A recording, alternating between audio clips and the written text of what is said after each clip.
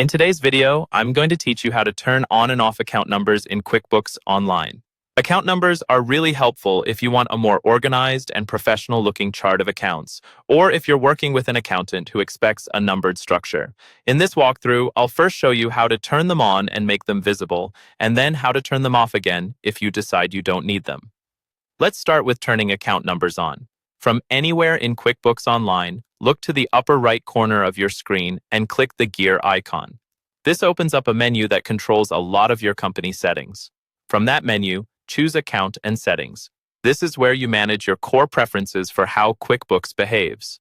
On the left-hand side, you'll see several tabs. Go ahead and select the Advanced tab. The Advanced area contains things like accounting, automation, and other deeper options. Scroll down until you see the section labeled Chart of Accounts. On the right side of that section, click the little edit icon. This lets you change how your chart of accounts is displayed. Here, you'll see a checkbox labeled Enable Account Numbers. Check this box to turn account numbers on for your company. Once this is enabled, you'll be able to assign numbers to your accounts and use them for better tracking and sorting. Right under that, you'll also see an option called Show Account Numbers. This one is optional, but it's usually a good idea to turn it on if you want those numbers to appear on your transactions, reports, and lists.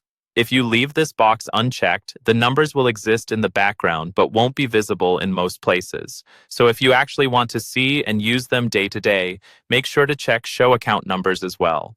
When you're done selecting your preferences, click Save to apply the changes, and then click Done to exit out of Account and Settings. At this point, account numbers are turned on and ready to use. Now, if you ever decide you don't want to use account numbers anymore, you can turn them off just as easily. Once again, click the gear icon in the upper right and choose Account and Settings.